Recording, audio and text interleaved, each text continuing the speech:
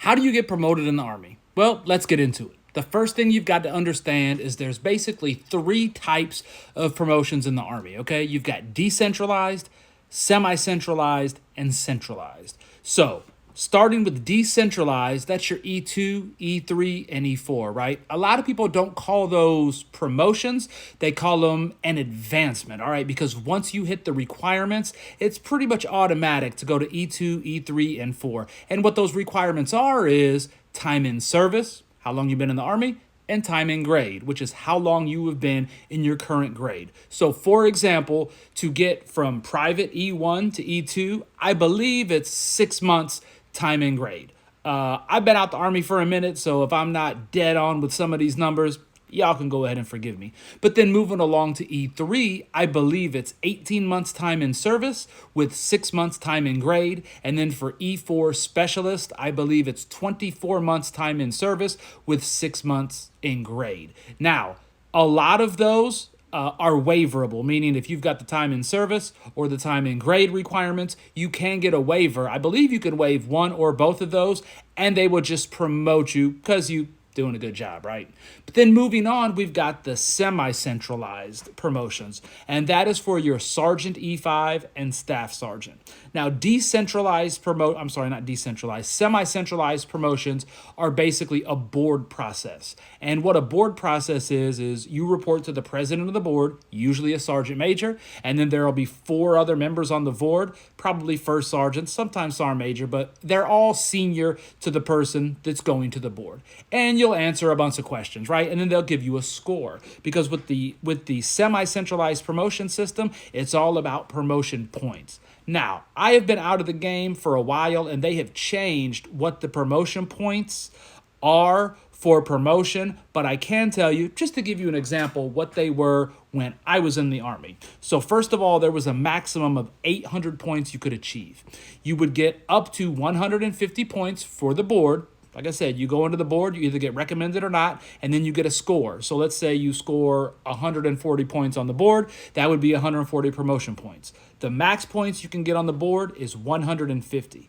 And then you get 150 points from your commander. He's like, hey, here you go. Here's 150. So if you max out the board and the commander's points, you starting off with 300. Now remember, these were back in the day numbers. The new ones are a little bit different. You could earn up to 200 points in military education. You could earn 100 points in civilian education. You could earn up to 100 points for awards, and weapons would be 50, and PT would be another 50. I believe you total that all up, it's 800. Now, the highest the promotion points would ever be for a job was 798.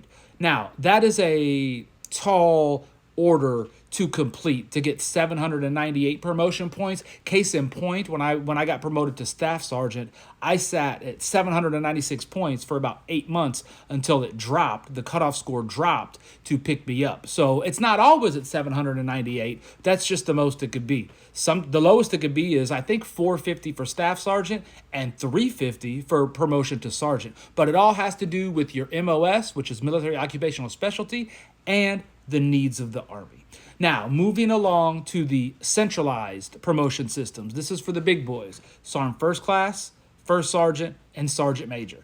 This is a board process, meaning you put your records together, you get them all nice and neat, and then you send them up. And then there's a board that meets a bunch of sergeants major, that's what they're called when there's more than one. They will review your records and they will score you out. Now, I've never sat on a board, but I have talked, I'm not a sergeant major, but I have talked to people, and the way they basically score you out is on a 5 being the highest, 5 plus, 5 minus, 4 plus, but so that's how they score you out. Now, depending on what the Army needs, let's say they need 50 of a particular MOS or military occupational specialty, they'll say, okay, we're going to do all the 4 pluses. Everybody that's a 4 plus, move them over. Okay, how many we got? And they'll kind of rack and stack them, look through them again, yada, yada, yada, until they get what the Army needs.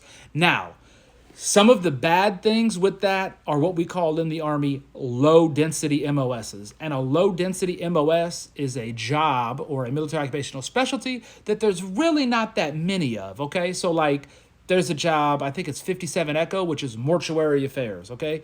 That is a very low density MOS. There may be only a handful of sergeant first classes, first sergeants, and sergeants major in the Army, if there's even one. Case in point, some years, especially for first sergeant and sergeant major, they may not pick up anybody in one particular CMF or career management field to be a first sergeant or sergeant major. I've had a couple of friends that were in real low density MOSs that they just didn't need anybody that year, so they didn't pick anybody up. But anyway, guys, that is, in a nutshell, the United States Army promotion system. I may have missed a little bit, maybe a little bit wrong on a couple of things. I've been retired for a few years, but at the end of the day, that's the gist of it.